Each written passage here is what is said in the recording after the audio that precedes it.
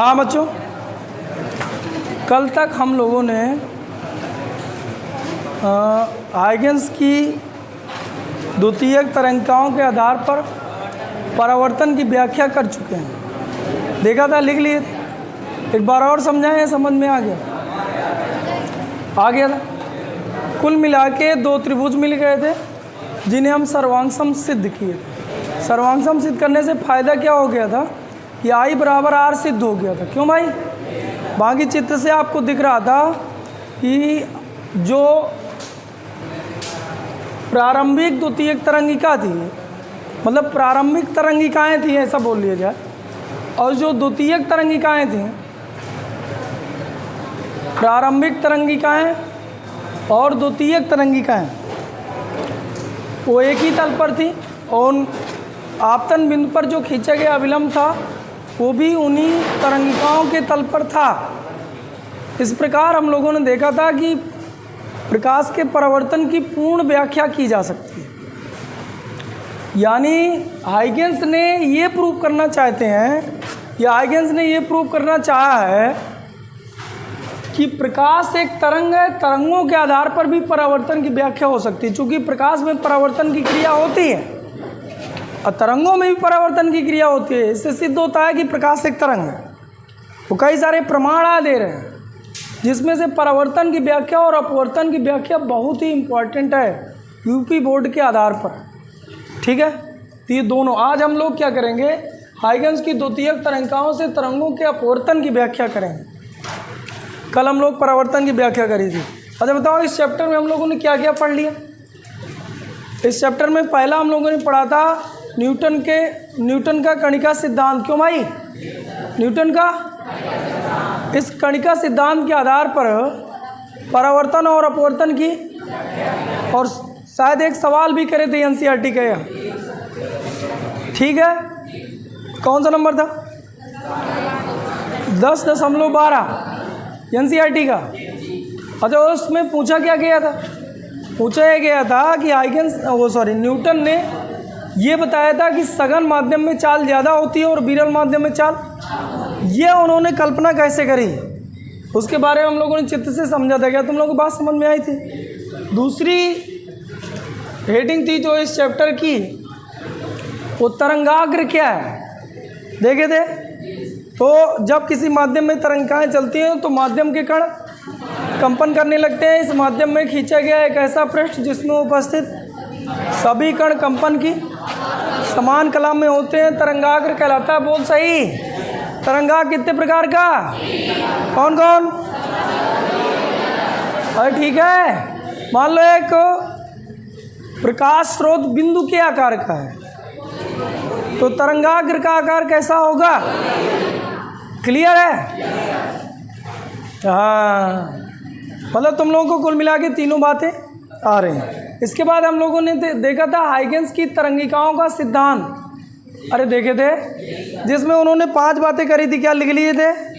इसके बाद देखे थे हाइगेंस की द्वितीयक तरंगिकाओं का सिद्धांत, जिसमें उन्होंने 3 बातें करी थी और इम्पॉर्टेंट है।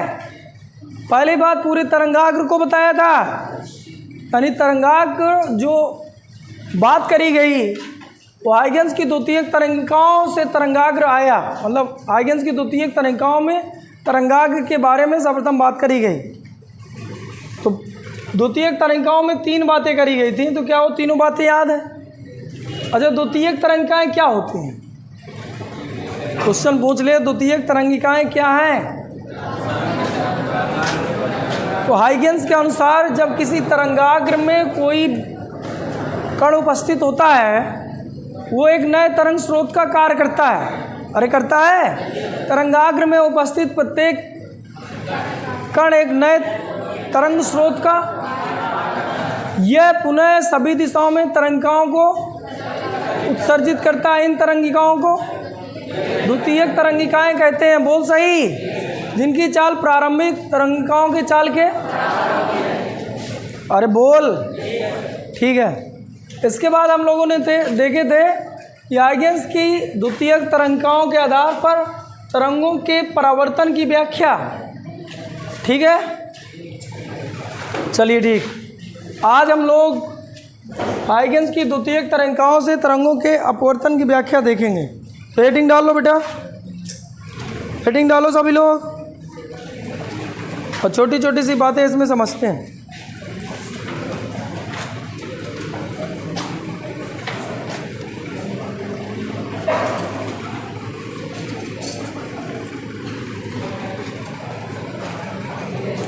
ये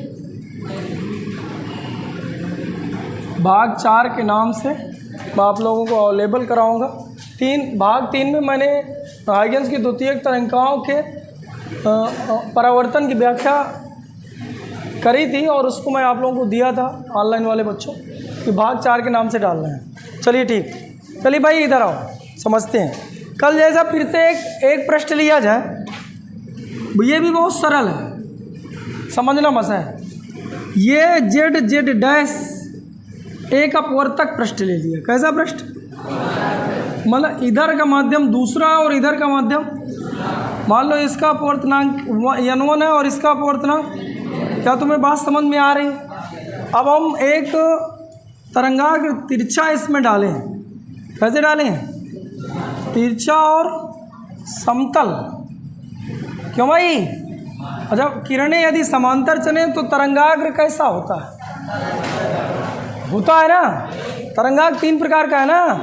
हाँ, तो समतल है। अच्छा बताइए, प्रकाश की किरणों को अपवर्तन की व्याख्या करनी है, कहेगी? तो क्या प्रकाश की किरणें एक माध्यम से दूसरे माध्यम में जानी चाहिए? तो मतलब प्रकाश किरणें इधर निकल जा रही हैं, मान लो ऐसे करके दूसरे माध्यम में निकल गई। क्या तुम्हें बात समझ में आई है? चलिए ठीक, ऐसा हम मानते हैं कि तुम्हें ये बात समझ में आ गई। Z Z dash. अच्छा ठीक है, इधर पे चाल हम v मान लें, इधर पे तरंगों की चाल कितनी मान लें? v। इधर देखे जाए, थोड़ी समझ में है। अच्छा, जब तरंगाग्र बिंदु A से टकराया तो क्या द्वितीयक तरंगिकाएं निकली? द्वितीयक तरंगिका है। अच्छा, क्या अब ये मान लो v1 है तो क्या इसको v2 मान लूँ? ये बात सही है कि गलत है? सोचो सोचो, क्या द्वितीयक तरंगिकाओं की चाल प्रारंभिक तरंगिकाओं की चाल के बराबर होनी चाहिए? मैं इसको v2 दिखाऊँ, इसको v1 दिखाऊँ, तो क्या ये दोनों आपस में बराबर है कि अलग अलग? अलग अलग बराबर। हाइगेंस के अनुसार बोलना है, बराबर होनी चाहिए, क्योंकि हाइगेंस ने कहा था द्वितीयक तरंगिकाओं की चाल प्रारंभिक तरंगिकाओं की चाल के। हाँ, लेकिन इन दोनों की चाल अलग अलग है। तो हाइगेंस ने इसको कैसे स्पष्ट किया वो सुनो। उन्होंने कहा कि यदि इन वाली तरंगों को भी इस माध्यम में डालते तो वो भी v2 चाल से चलती। नहीं बात समझो, चाल बदल गई है, लेकिन इसलिए नहीं बदली कि ये द्वितीयक तरंगिका है, इसलिए बदली क्योंकि माध्यम बदला नहीं है। यदि इन प्राथमिक तरंगिकाओं को भी इस माध्यम में मैं डाला होता तो v2 चाल से चली होती। क्या तुम्हें बात समझ में है? इसलिए चाल भिन्न भिन्न है, लेकिन अभी भी हम द्वितीयक तरंगिकाओं की चाल प्रारंभिक तरंगिकाओं की चाल के बराबर होता है, ये तथ्य गलत नहीं हुआ। नहीं बात समझ में? क्योंकि अगर मैं प्राथमिक तरंगिकाओं को भी इसमें डाला होता इस माध्यम में तो उनकी भी चाल कितनी होती? v2।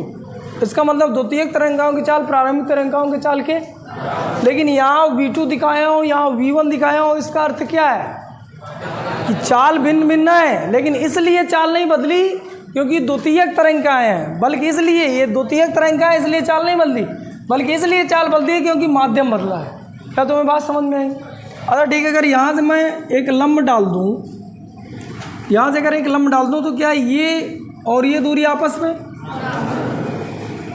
ये जब तक यहाँ से यहाँ तक चल रही हैं वो मान लो कितना टाइम लगा? t। कहाँ से कहाँ? मान लो B से A डैश तक चलने में कितना टाइम लग रहा है? उतने ही टाइम में मान लो ये यहाँ से यहाँ चल रही है, माना ये दूरी आपस में बराबर हो, ऐसा कोई ज़रूरी? लेकिन कल दूरी बराबर थी ऐसा ज़रूरी था क्योंकि दोनों की चाल थी सेम। इस बार चाल अलग अलग है। फिर बोल, समय तो सेम है लेकिन चाल भिन्न भिन्न है। अब आप ही सोचो, मान लो कोई 5 सेकंड चला हो, एक भाई साहब जा रहा है 5 मीटर पर सेकंड की चाल से और एक 50 मीटर पर सेकंड चाल से, तो क्या है दोनों एक ही दूरी तय करेंगे? क्या ये दूरी कितनी तय करता? 2500 मीटर, और ये दूरी कितना करता? 25 मीटर। तो अंतर है क्योंकि चाल अब बदल गई, इसलिए ये दूरी, यानी इसका कुछ मैं नाम दे दूँ, क्या दे दूँ? यहाँ दे दूँ b डैश, यहाँ दे दिए। अच्छा वी बी डैश, ये V2। अब A से B डैश के बीच की दूरी और B से A डैश के बीच की दूरी आपस में बराबर नहीं है, क्योंकि चाल अलग अलग है लेकिन दोनों का टाइम सेम है। क्या तुम लोगों को बात समझ में आई? चलिए ठीक है, अगर मैं यहाँ से यहाँ लंब खींच दूँ तो ये दूरी और ये दूरी आपस में क्या है? अच्छा बता, अगर यहाँ से एक लंब खींचूँ मैं ऐसे तो क्या ये आई है? बोल, तो क्या ये आई है? ये आई कैसे हो जाता है? कल समझ में आया था क्या? फिर से बताऊँ, एक बार फिर से देख लो। मान लो ये लंब था, ऐसे करके प्रकाश किरण थी, ये आई है। एक हमने प्रकाश किरण और खींचा था ऐसे करके, ये इस पर लंब है।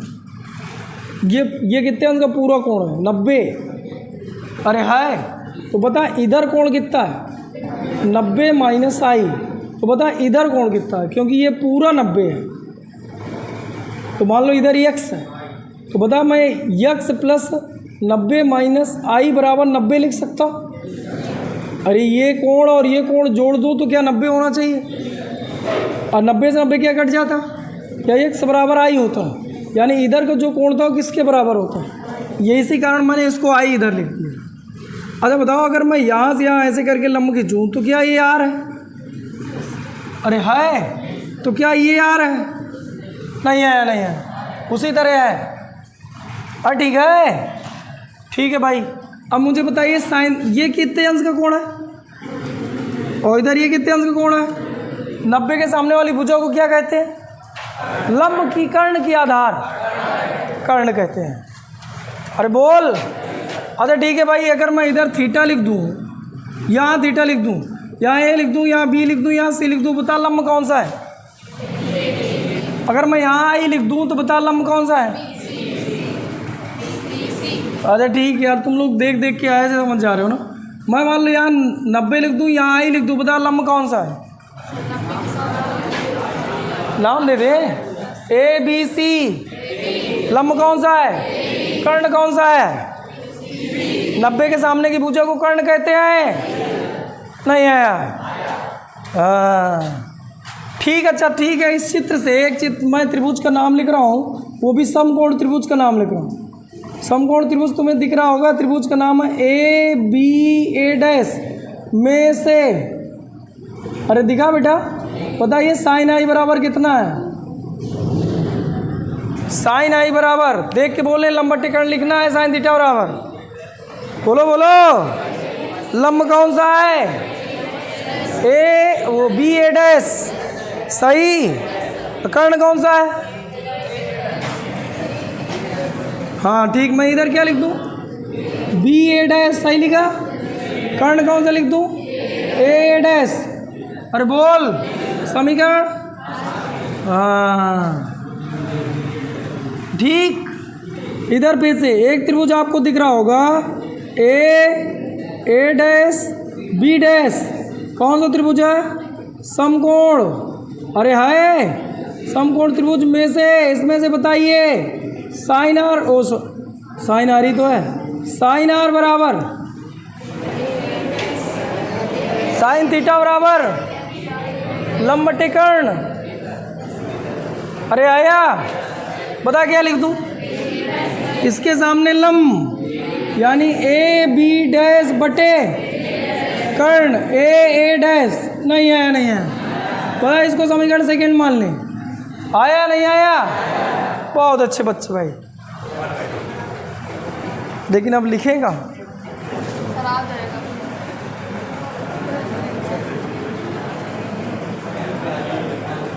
हाँ इधर लिखे। अरे बता, अगर मैं साइन आई बटे साइन आर कर दूं तो कितना होता? देख के बोलना, डायरेक्ट उत्तर। इन दोनों का भाग कर दूं तो क्या ये इन दोनों के बटा कट गए? क्या मैं लिख लूँ BA डैश बटे AB डैश? नहीं आया?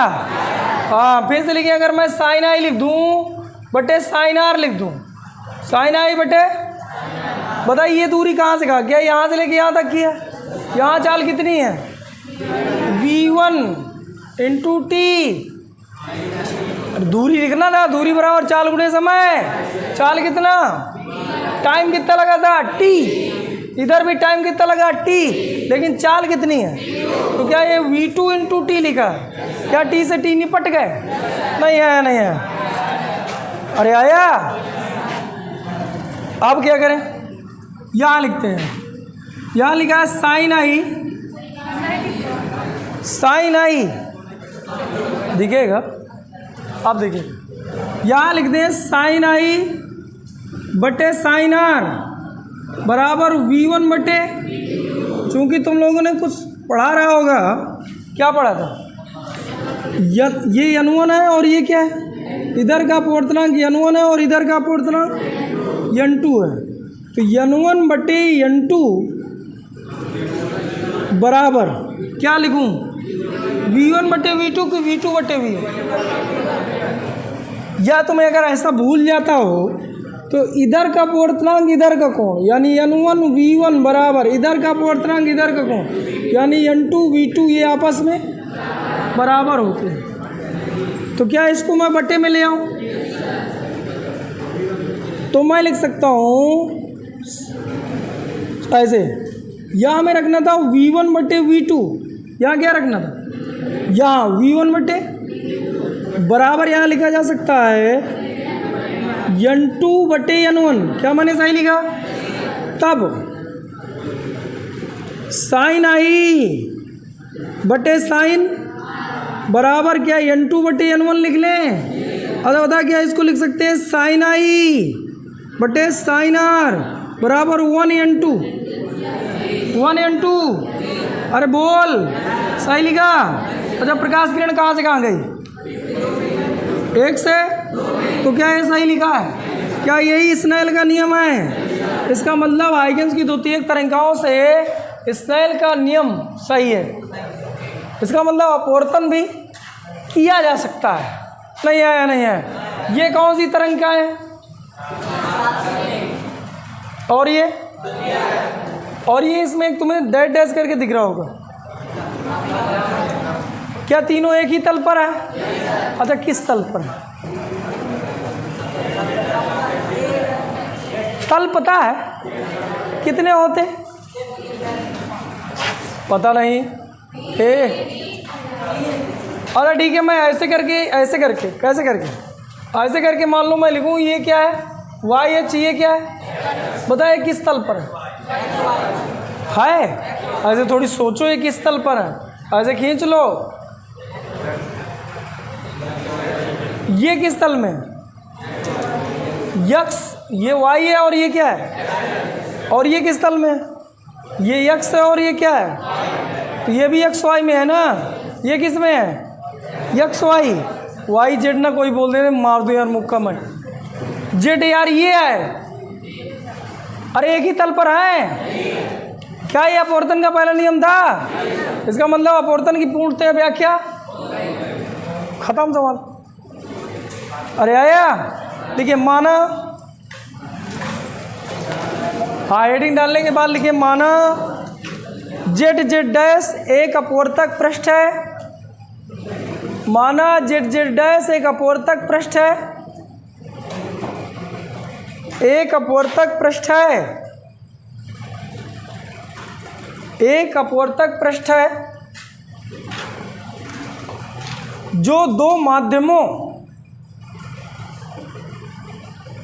को अलग अलग करता है, जो दो माध्यमों को अलग अलग करता है।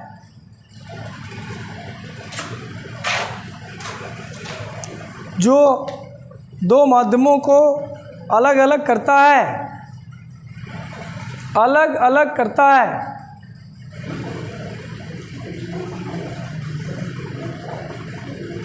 अलग अलग करता है। इसमें एक समतल तरंगाग्र, एक समतल तरंगाग्र तिरछा आपतित होता है, तिरछा आपतित होता है। एक समतल तरंगाग्र तिरछा आपतित होता है, तिरछा आपतित होता है। जिसके प्राथमिक तरंगिकाओं की चाल v1 है,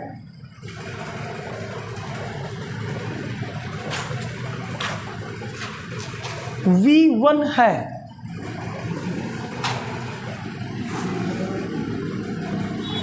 तिरछा आपतित होता है जिसके प्राथमिक तरंगिकाओं की चाल v1 है।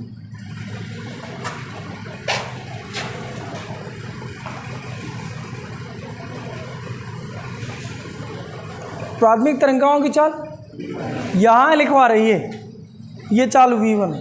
अब हम लोग क्या लिखेंगे कि माना t बराबर 0 पर, क्योंकि टाइम का कैलकुलेशन हमें यहाँ से करना है। क्यों भाई? द्वितीयक तरंगिकाएं कहाँ से कहाँ चली? A से B डैश तक। उतने ही समय में प्राथमिक तरंगिकाएं कहाँ से कहाँ तक? टाइम हम कहाँ से चालू कर रहे हैं? t बराबर 0 से t तक। यहाँ जब तरंगाग्र गिरा हुआ है तब हम टाइम 0 माने, फिर जब यहाँ से यहाँ तक गए तो उस टाइम को हमने t माना, तो इनके बीच जो लगा समय वो t ही आएगा ना। उतने टाइम में इधर गया, दोनों के टाइम सेम करना है, तभी t से t कटा था। तो लिखिए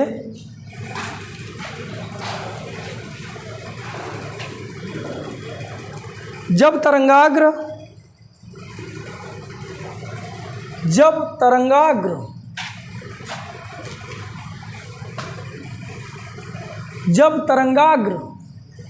कोष्ठ में लिख लेना t बराबर 0, कोष्ठक बंद, z डैश के बिंदु A से टकराता है, z डैश के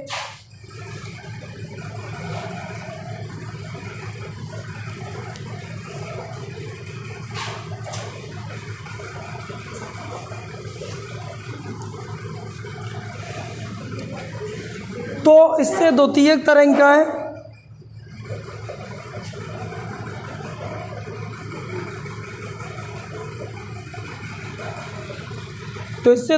तरंगिकाएं n2 अपवर्तनांक वाले माध्यम में v2 चाल से,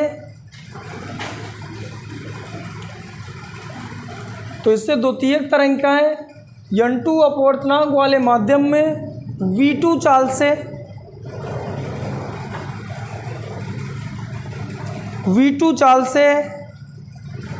n2 अपवर्तनांक वाले माध्यम में v2 चाल से जितने समय में कोष्ठक में लिखे t सेकेंड,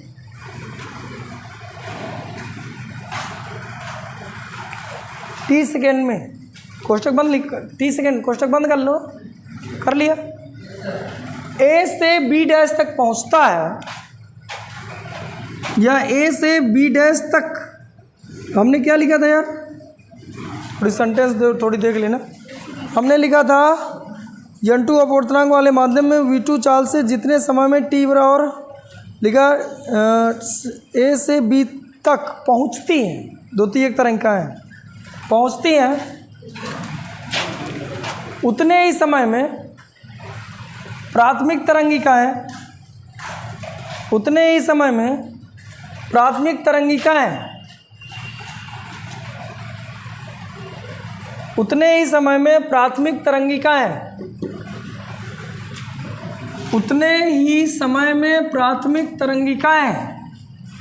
B से A डैश, चित्र आप बनाएंगे थोड़ी डैश थोड़ी देख के लिखेंगे, B से A डैश तक पहुंचेंगी, तब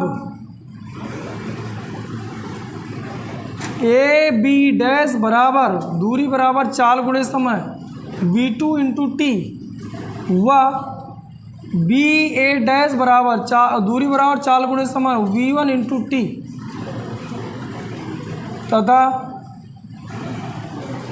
चित्र से ये पूरा देख के चित्र से उतारें। पहले ये उतारना है, ये चित्र बनाना है, फिर ये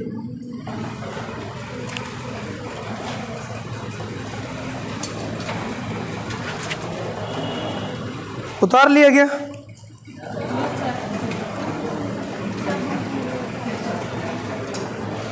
ठीक है। आराम से उतार ले बेटा, पहले इधर उतारे, चित्र बना ले इधर।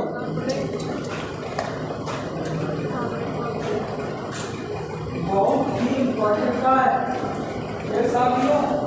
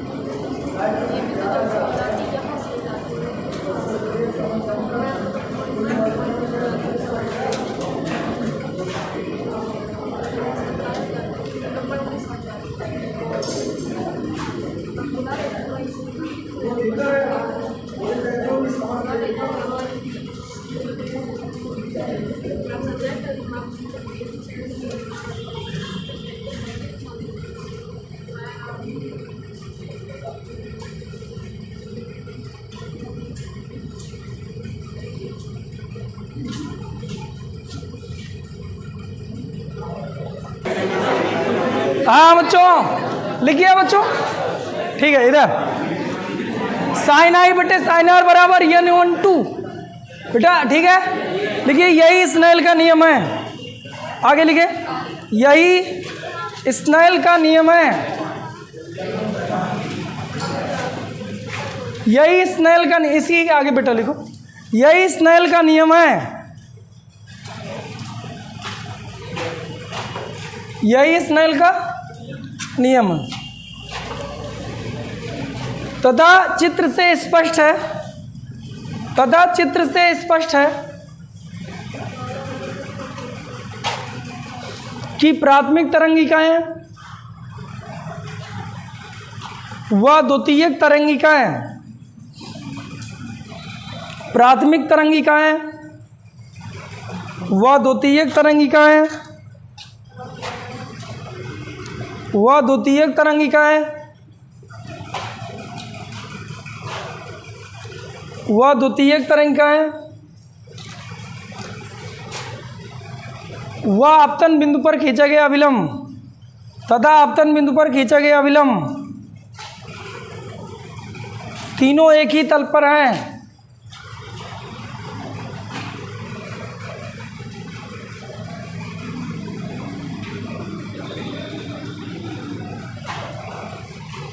तीनों एक ही तल पर हैं।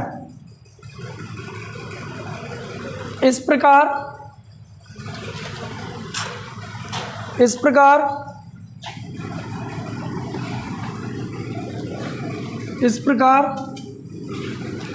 हाइगेंस की द्वितीयक तरंगिकाओं से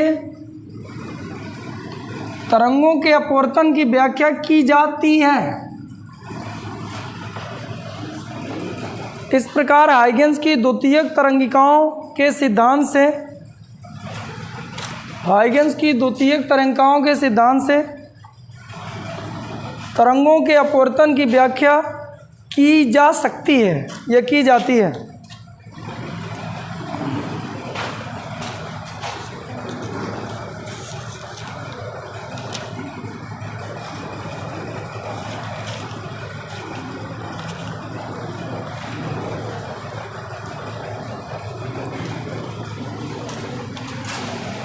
निष्कर्ष,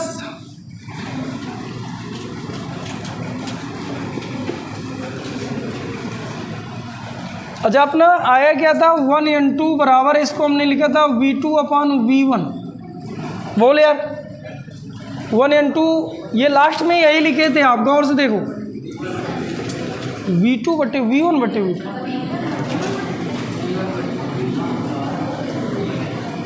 यही था। लास्ट में देखो साइन आई बटे साइन आर ऐसा कुछ आया था। अरे ठीक है, ये लिखे थे हम लोग।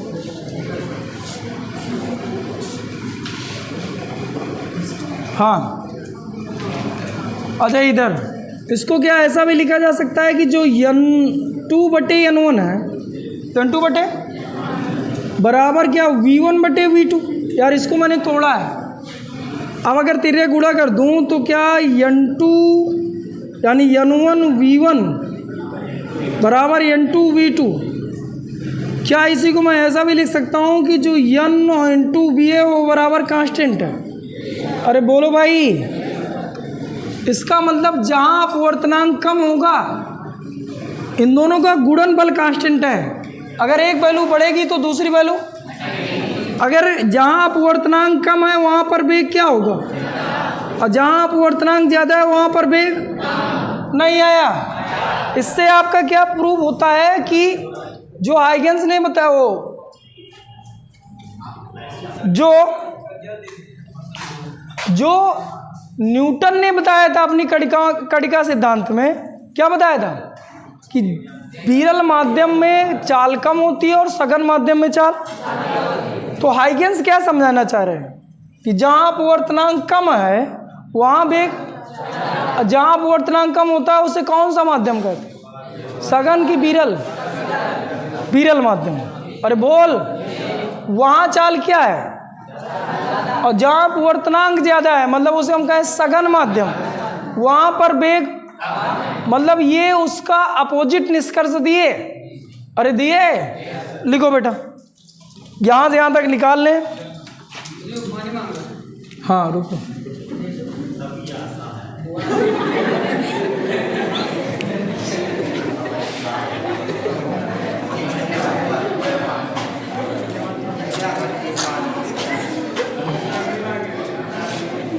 यहाँ तक लिख लो बेटा।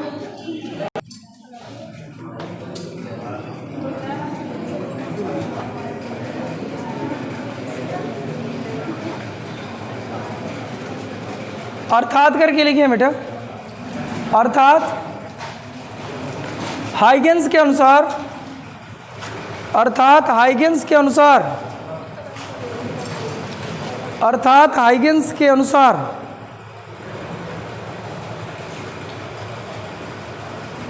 अर्थात हाइगेंस के अनुसार प्रकाश की चाल सघन माध्यम में अधिक व विरल माध्यम में कम होती है। सघन माध्यम में अधिक व विरल, वो सघन माध्यम में, सॉरी विरल माध्यम में अधिक व सघन माध्यम में कम होती है। हाइगेंस के अनुसार प्रकाश की चाल सघन माध्यम में कम और विरल माध्यम में अधिक होती है। जैसा भी आपने लिखा है, अधिक होती है, अधिक होती है।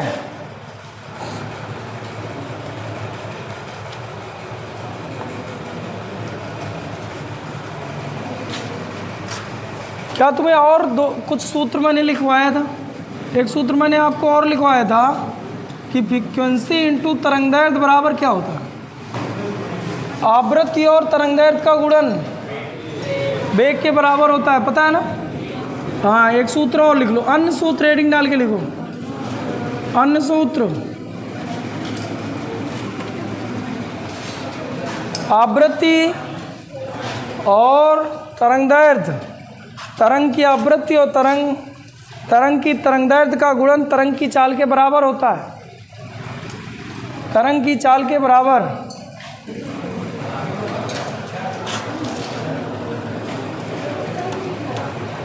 एक आपने सूत्र ये लिख ही लिया था, n1v1 बराबर n2। अच्छा, लेमडा सदाव क्या होता है, कांस्टेंट, सॉरी फ्रीक्वेंसी सदाव क्या होती है, मतलब एक माध्यम से दूसरे माध्यम में जब प्रकाश की किरण जाती है तो प्रकाश की आवृत्ति कभी परिवर्तित, चाल बदल जाती है, तरंगदैर्घ्य बदल जाएगी, लेकिन आवृत्ति परिवर्तित नहीं होती। क्या ये बात हम पहले भी कर चुके हैं? अच्छा, इसका मतलब ये हुआ कि अगर ये कांस्टेंट है तो हम लोग ऐसा भी तो लिख सकते हैं कि यह बराबर C1 लेमडा 1 बराबर C2 लेमडा 2। C क्या है, प्रकाश की चाल, कुल मिला के चाल को हम वेग v से दिखा रहे हैं, वेलोसिटी। कुल मिला के क्या कुछ ऐसा भी लिख सकते हैं क्या? अगला सूत्र देखिए,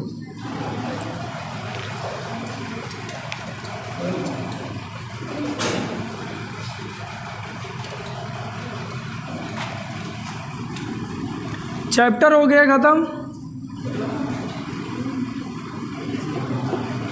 चैप्टर का ये भाग हो गया ख़त्म। चार भाग है ना, पहला भाग ख़त्म।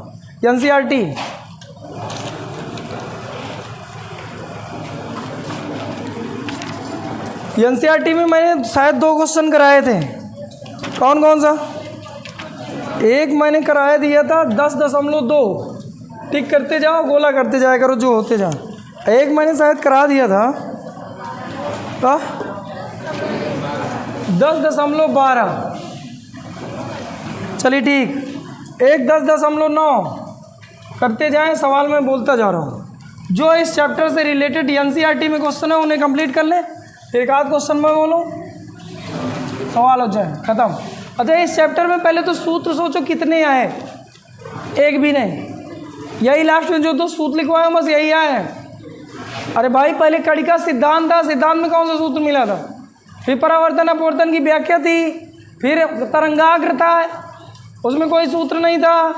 इसके बाद आइगेंस के अनुसार अपवर्तन परावर्तन की व्याख्या, उसमें कोई सूत्र नहीं था। इसके बाद यही लास्ट के 2 सूत्र मिले हैं, तो जो भी सवाल लगाएंगे तो इन्हीं से लगाते रहेंगे। चलिए ठीक है। 10.9 में कह रहा है कि 5000 एंगस्ट्रॉम तरंगदैर्घ्य का प्रकाश एक समतल परावर्तक सतह पर आपतित होता है। ये समतल है, इस पर जो प्रकाश आ रहा है उसकी तरंगदैर्घ्य 5000 एंगस्ट्रॉम है। चलिए ठीक, आपतित हो रहा है। परावर्तित प्रकाश की तरंगदैर्घ्य, इसकी तरंगदैर्घ्य पूछा है, आवृत्ति पूछा है, फ्रीक्वेंसी, आपतन कोण, आवृत्ति क्या है। पहले ये 2 क्वेश्चन करने हैं। दूसरा पूछा है कि आपतन कोण के किस मान के लिए परावर्तित किरण आपतित किरण के अभिलंबवत होगी। दूसरा पूछा है कि आपतन कोण के किस मान के लिए आई का वह कौन सा मान होना चाहिए। आपतन कोण के किस मान के लिए परावर्तित किरण आपतित किरण के लंबवत होगी, यानी परावर्तित किरण आपतित किरण के लंबवत होगी। बेटा हल करो, मैं थोड़ी वीडियो रोक के बता रहा हूँ। हाँ, हल किए बेटा। परावर्तन की क्रिया में, किसमें? परावर्तन की क्रिया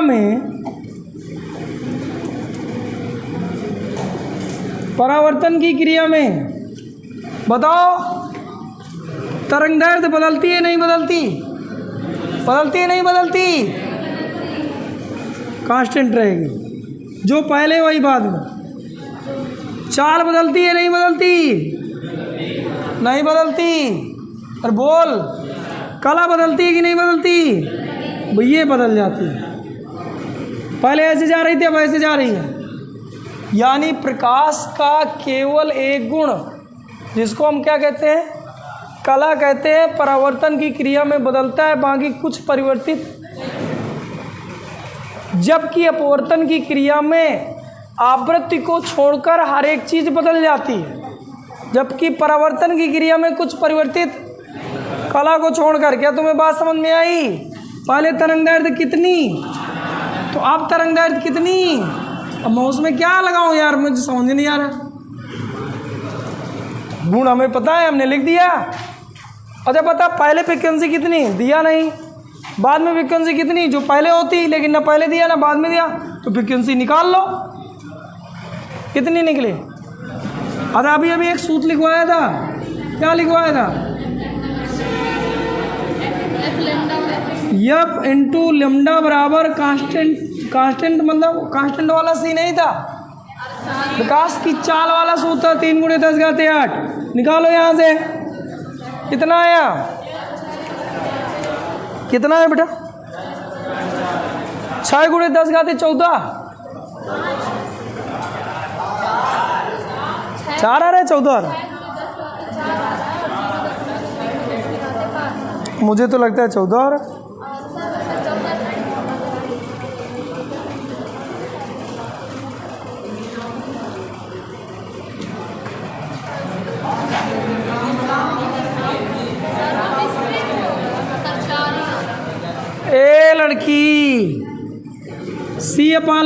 सी का मान 3 गुणे 10 की घाते 8, लेमडा का मान 5 गुणे 10 की घाते -7। गौर से देखो 14 ना हो गया, ऊपर जाएगा जुड़ जाएगा। 14 15 कितना आया 15, इसका भाग करो तो समलो 6 गुणे 10 की घाते 15 हर्ट्स। पता नहीं कैसे लगाती, घाते नहीं सही होती।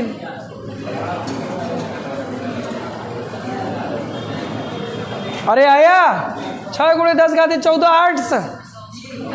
अतः बता, अगर ये परावर्तित प्रकाश की तरंग आवृत्ति 6 गुणे 10 घाते 14 है, तो बता आपतित प्रकाश की आवृत्ति क्या होगी? यही होगी, इससे कम होगी, इससे ज़्यादा होगी? क्योंकि आवृत्ति परिवर्तित ना परावर्तन में ना अपवर्तन में। परावर्तन में कला को छोड़कर कुछ परिवर्तित नहीं होता, अपवर्तन में आवृत्ति को छोड़कर हर एक चीज़ बदल जाती है। ठीक है। तीसरा क्वेश्चन क्या था? तीसरा क्वेश्चन ये था कि आप बताइए आई का मान कितना रख दिया जाए कि आपतित किरण, मतलब ये किरण और ये किरण परस्पर लंबवत हो, यानी इनके बीच का कोण कितना हो 90 अंश। आपतित किरण और परावर्तित किरण, ये कौन सी किरण? आपतित। ये कौन सी? इन दोनों के बीच 90 अंश का कोण बने, आई कितना होना चाहिए? तो अब देखिए इधर, क्या ये आई और ये आर होते हैं? अभिलंब के साथ ये आई है और ये क्या है? अब आई आर सतह आपस में परावर्तन की क्रिया में बराबर होते हैं। और क्या इधर पे उसने शर्त दे के रखा क्वेश्चन के अनुसार, क्या कोण आई प्लस कोण आर, इन दोनों का योगफल किसके बराबर होना चाहिए? 90 के। 90 के क्यों बराबर होना चाहिए? क्योंकि उसने कहा था ये आपतित किरण और आपतित किरण और परावर्तित किरण परस्पर क्या हो? लंबवत। इसका मतलब इन दोनों के बीच कितने होंगे कोण? अच्छा बता, आर की जगह मैं क्या लिख सकता हूँ? तो क्या 2i बराबर 90, तो आई बराबर 45 पे डालोगे 45।